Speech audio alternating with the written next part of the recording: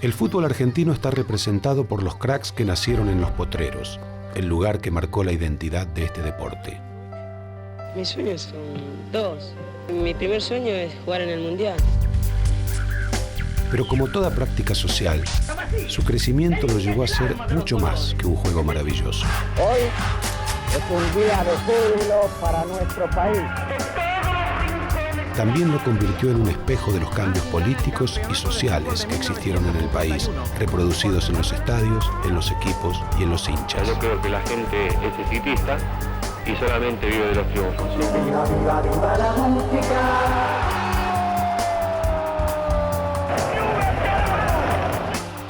Estoy convencido que todos los equipos argentinos están capacitados para jugar un fútbol que dé espectáculo, un fútbol así, alegre como el que juega ahora. La historia no puede interpretarse si desconoce al fútbol como actor principal de la cultura popular. La historia es fútbol porque el fútbol es historia.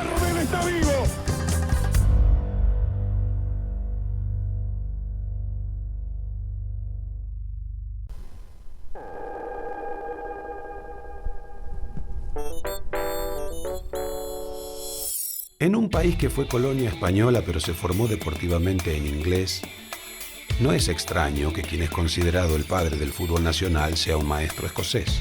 Aunque el fútbol nace en las escuelas inglesas, en la versión argentina lo desparrama el ferrocarril y lo reproducen los potreros. Nace una forma de jugar emparentada a una forma de vivir. Son los primeros años de la formación de la identidad del deporte que marcaría para siempre a la sociedad argentina.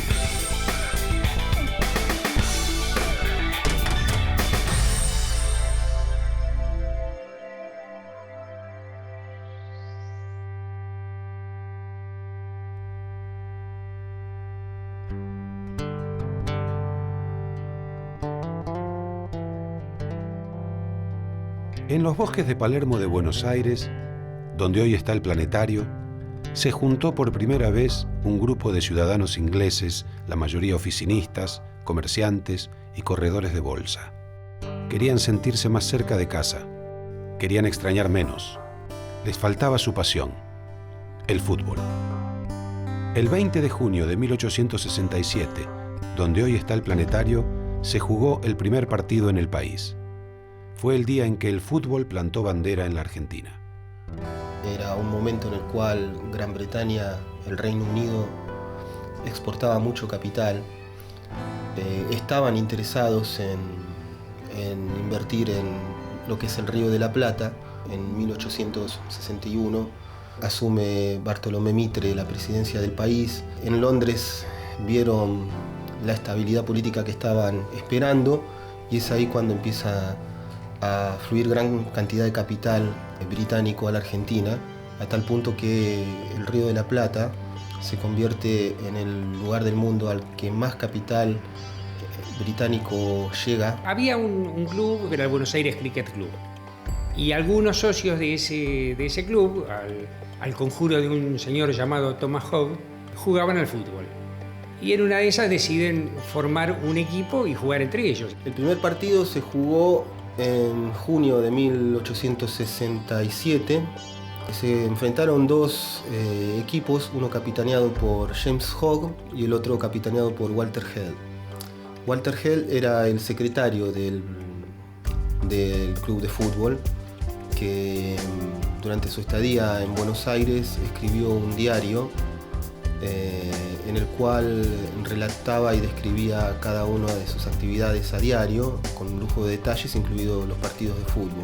Hay inclusive una citación que aparece en el diario Standard, y a los pocos días después de jugar el partido aparece una pequeña síntesis del partido. Gana el equipo de Thomas Hogg por 4-0.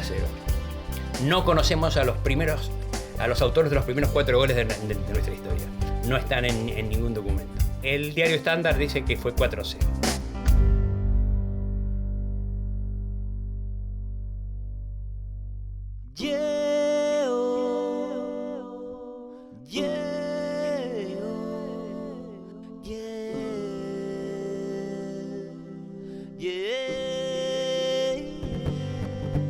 A pesar de esta matriz y de la aparición de varios clubes que empezaban a practicar el nuevo deporte, quien es considerado el impulsor del fútbol en el país, arribó a 15 años de aquel primer partido.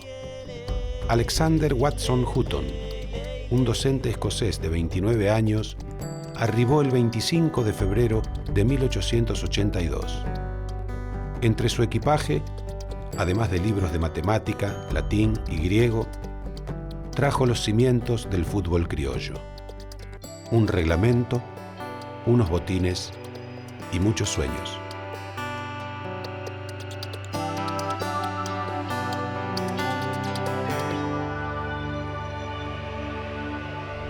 Era de una familia muy humilde. A los 2 años perdió a su padre y a los 4 a su madre, con lo cual, siendo huérfano de padre y madre a tan temprana edad, fue criado por una abuela hasta los 9 años, en que fallece la abuela y es enviado para su educación a una especie de internado para niños pobres, para niños huérfanos. Los médicos le aconsejaron, si no quería correr la misma suerte que sus padres y sus hermanos que habían fallecido víctimas de la tuberculosis por el clima tan riguroso de Escocia, le aconsejaron buscar un lugar de clima más templado. Así es que contemplaba la posibilidad de emigrar a Australia o a la Argentina. Aunque llegó contratado por la St. Andrews Scott School, rápidamente advirtió que allí no se promovía la actividad física. Su espíritu docente lo llevó a fundar una escuela, el Buenos Aires English High School. Primero funcionó en un predio en la calle Perú al 200, frente a la Manzana de las Luces, y en 1906 se mudó a su sede actual, en Melián 1880, en el barrio de Belgrano. El fervor de este escocés por el fútbol fue tan fuerte que contagió al grupo de alumnos del colegio. Allí se formó el primer gran equipo en la historia del fútbol argentino, el Alumni, 9 veces campeón entre 1901 y 1911.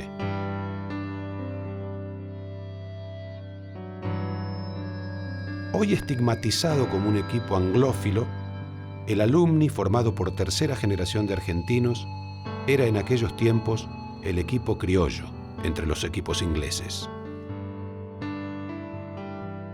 Sí, eran bien criollos. Los equipos ingleses, por antonomasia de aquella época, eran más bien Belgrano, Lomas, Quilmes también en sus comienzos. Cuando en la asociación se empezó a plantear el tema de ingleses versus criollos, Alumni apoyaba la causa criolla.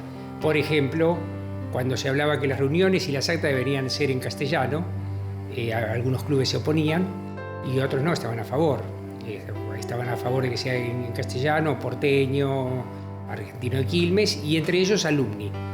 O sea, a pesar del nombre, esta gente tenía muy en claro que ellos habían nacido acá y, bueno, defendían la causa. 5 de los 7 hermanos, más un primo, Juan Domingo Brown, jugaron en la primera versión de la selección argentina.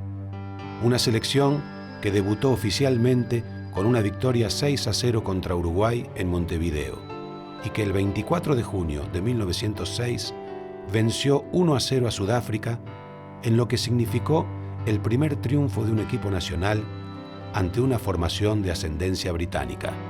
Alexander Watson Hutton había cumplido su sueño. Su escuela, el Buenos Aires English High School, se había convertido en símbolo del deporte en Buenos Aires. El Alumni, su equipo, en uno de los más grandes del amateurismo. Tengo entendido que se disuelve en 1911 habiendo jugado el último partido y llegó un momento en que ya no lo podían sostener. Por sus distintas ocupaciones no podían dedicarse full time al deporte porque todos ellos lo jugaban como hobby en una forma totalmente amateur. Cuando escribimos a la Universidad de Edimburgo no tenían registro de Alexander Watson Hutton como un gran deportista. Es más, el archivista con un típico sentido del humor británico comenta que, bueno, si bien no figura como un gran deportista y no tenía ni idea de que se hubiera destacado en la Argentina, le llama la atención enterarse que después de todo fue un escocés el que le dio una mano a la mano de Dios, haciendo obvia referencia al famoso gol de Maradona.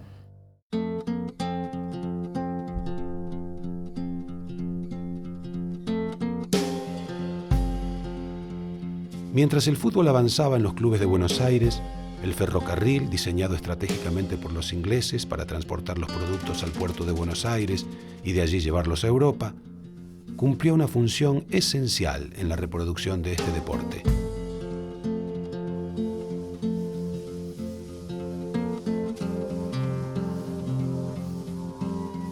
El ferrocarril fue fundamental en el desarrollo del fútbol o la institucionalización en la Argentina del fútbol, porque como lo instalaron los británicos, a través de todas las líneas férreas, sus empleados y sus ejecutivos fueron creando clubes para poder jugar al fútbol. El tren inglés hacia donde va, en este abanico que recorre la red ferroviaria argentina, lleva a gerentes ingleses, a empleados jerárquicos ingleses y en líneas generales, de forma bastante natural, donde instalan una estación como tendencia, especialmente en las ciudades importantes, se fundan clubes y se juega al fútbol. No hay ninguna duda que es el ferrocarril que lleva el fútbol a lo largo del país, seguro.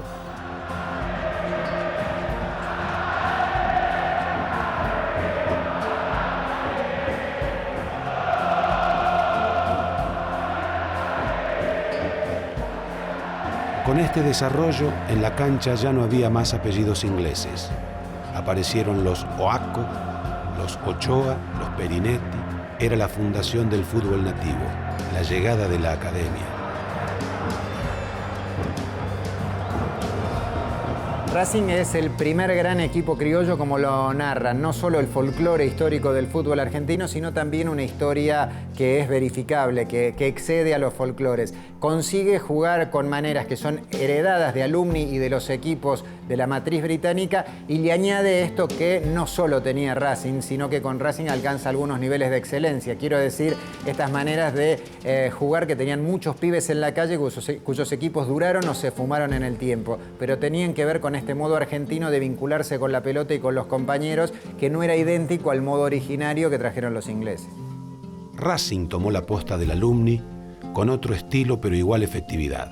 Logró 7 títulos consecutivos entre 1913 y 1919, de los cuales 4 los consiguió sin perder ningún partido. No solo fue un equipo exitoso, fue el símbolo del cambio y el origen de un estilo de juego que identifica al fútbol argentino. La nuestra.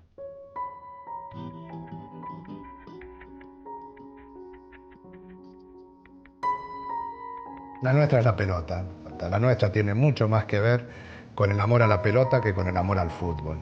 Yo recuerdo un cuento del negro Fontana Rosa maravilloso, un niño que deja la pelota en un banco, se la olvida, se va y se la olvida, pero cuando llega a la esquina, gira la cabeza y le silba la pelota. Y la pelota se baja del banco y lo sigue al niño, ¿no? Y me sobresaltó porque esa es la aspiración que teníamos, que la pelota nos obedeciera a nosotros, a nuestro antojo, ¿no? Esa es la nuestra. La nuestra empezaba a encontrar su identidad en las calles y en los potreros de toda Argentina, y se transmitió desde aquellos años a estos. La diferencia quedaba expuesta. Si la tradición británica enseñaba fútbol en la escuela, la versión del juego interpretada por argentinos estaba afuera de los colegios, en el potrero, lugar que además funcionaría como motor del nacimiento de nuevos equipos. Los clubes de fútbol que hoy vemos tan grandes, con tanta infraestructura y el superprofesionalismo, nacieron simplemente como agrupaciones de chicos que formaban un equipo para jugar al fútbol. Tenemos el testimonio del diario La Argentina, que es excelente. El mismo diario organiza el quehacer de estos equipos que van fundando estos jóvenes. Entonces, bueno, vos fundás un equipo en la otra cuadra, publicás un aviso diciendo quiero un desafío para el sábado. Entonces yo contesto porque salía a ponerle martes y jueves a la tarde y sábado. Vos publicás el martes, acepto el desafío del equipo de Juan, nos encontramos en tal lugar. El requisito para publicar esos desafíos era que tuvieran un sello, una dirección y un nombre. Era como fundar un club.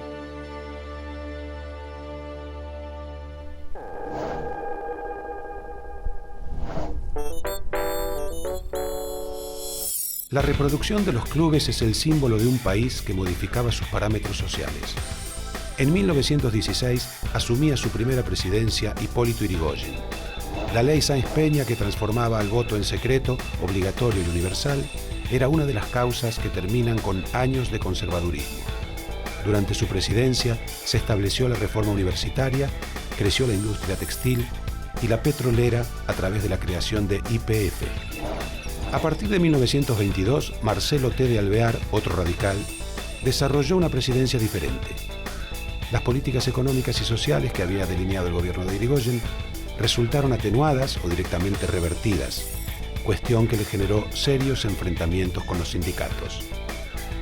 Anarquistas y socialistas, muchos integrantes de aquellos sindicatos, primero críticos del fútbol porque distraía la conciencia obrera, se rindieron al fenómeno.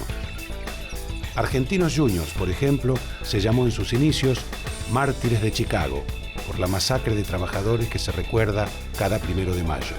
En 1924, la Federación Deportiva Obrera saludaba el gesto de los jugadores de Huracán, quienes habían decidido no posar para el fotógrafo de El Gráfico, ya que la revista estaba en conflicto con sus trabajadores. El fútbol no estaba exento de estas luchas y los futbolistas reclamaban que los clubes dejaran de ser dueños eternos de sus pases.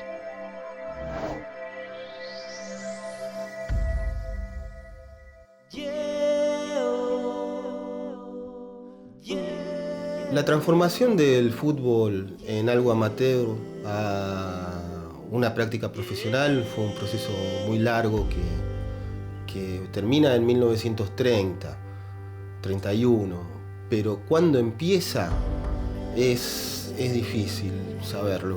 Ya en los últimos años de Alumni había un sector de la prensa que los tildaba de profesionales, hablaba de Alumni como si fuera una empresa, los llamaba irónicamente Brown Brothers Limited, como si fuera una empresa comercial. Cada vez que jugaba Alumni, las canchas explotaban, se vendían miles de entradas. Estos diarios hacían especulaciones sobre las recaudaciones que se habrían hecho, quién se llevaba todo ese dinero, hasta qué punto Alumni ya en sus últimos años era puramente amateur, como desde la comunidad británica se arrogaban esa característica.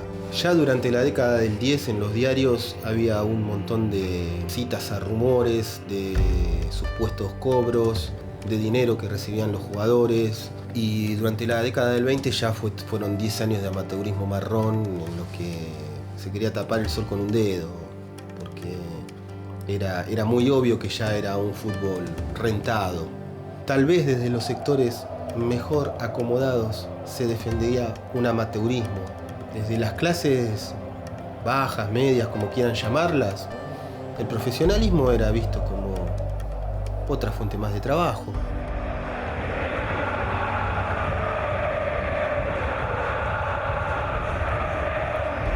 En esta etapa de transición, al igual que con el tango, que fue validado en Europa para que dejara de ser solo un placer marginal en Buenos Aires, se producía el primer gran mito gracias a un viaje por el viejo continente. La gira de Boca en 1925 lo convirtió en el equipo más popular de la Argentina. Paralelamente, otro mito comenzaba a forjarse durante esta famosa gira del 25, el del jugador número 12. Es un fenómeno bastante curioso, primero porque es la primera vez que un equipo argentino sale a Europa. La segunda razón que es interesante es que es una empresa privada, lo organiza Crítica y un empresario español. De hecho, va Marini, que es la primera vez que va un corresponsal, y además es el jefe de sección deportiva del diario.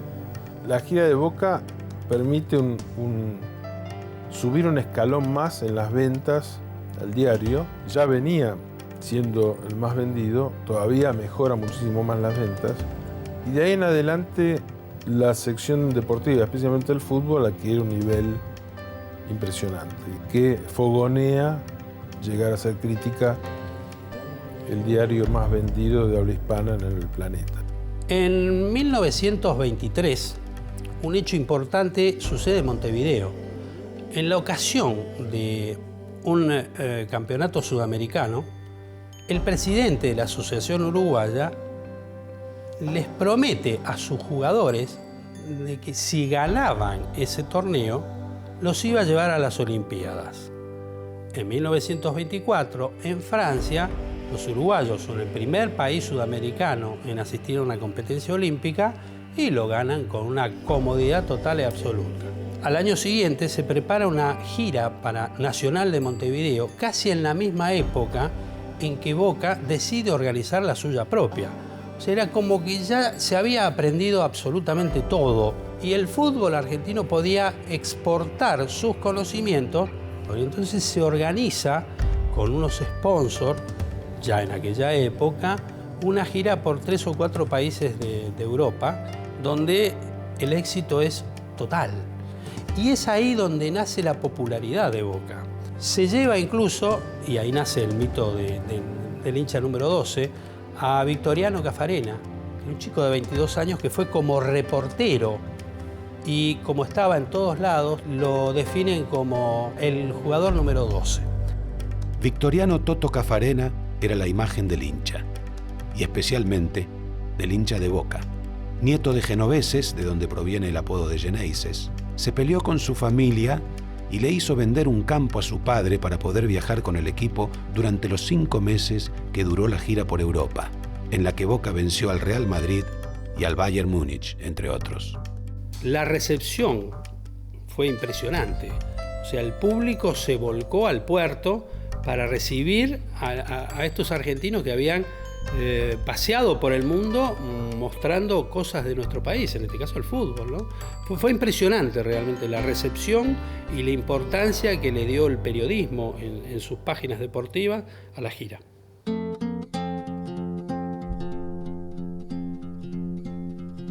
Sin embargo, ese gran Boca es casi omitido por la historia, igual que toda la etapa del fútbol amateur. Un error histórico que mantuvo oculto los primeros 30 años del fútbol argentino. Como si el gran alumni no hubiese existido jamás. Y tampoco el fabuloso Racing, que ganó 8 títulos entre 1913 y 1921. ¿Por qué sostener hasta hoy que Huracán ganó un solo título en 1973 si ganó los campeonatos de 1921, 1922, 1925 y 1928 de la mano de Guillermo Stabile?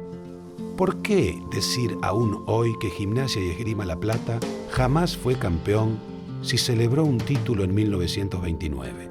Lo festejamos como un campeonato. Es algo que tiene más que ver con el sentimiento, con el reconocimiento propio de un hincha hacia su institución. Después, en el reconocimiento social o periodístico, para la gente y para los jugadores fue como un campeonato. En cuanto a por qué el desconocimiento o la poca importancia que se le da en los medios, sobre todo al amateurismo, yo diría que hay 2 causas primordiales. Al comenzar el profesionalismo, el deporte los torneos comienzan a ser más prolijos. Se juegan mejor los campeonatos, no se suspenden los partidos. Después hay otra causa que contribuyó mucho, una obra que salió publicada en su momento del historiador Pablo Ramírez, que era la historia del fútbol profesional de 1931 hasta el 75, creo que salió. Entonces, cuando salió esa obra, que fue un impacto para toda la afición y para el periodismo, sobre todo, mucha gente, como nunca había salido publicado algo igual, empezó a hacer estadísticas, pero las estadísticas las hizo a partir del 31. Contabilizar el fútbol desde el 31 de mayo del 31 es como contar la historia por la mitad. Entonces, ¿qué es lo que cambió? ¿Que blanquearon una situación que ya antes existía también? Es como si el rugby, hoy en día a punto de profesionalizarse, no se contaran todos los campeonatos del SIC, del CASI. Empezamos la cuenta de cero. ¿Cómo? ¿Y el anterior no existió más? En la Argentina de 1930, que sufría su primer golpe militar a manos de José Félix Uriburu, se recortaban derechos y se reprimía a los obreros. Los futbolistas también reclamaban en el centro de la ciudad y se declaraban en huelga. Seguían pidiendo que los clubes dejaran de ser dueños absolutos de sus pases. El régimen, que no escuchaba el reclamo de los demás obreros, recibió a los futbolistas y mató 2 pájaros de un tiro. Disolvió la huelga y abrió las puertas al fútbol profesional en Argentina.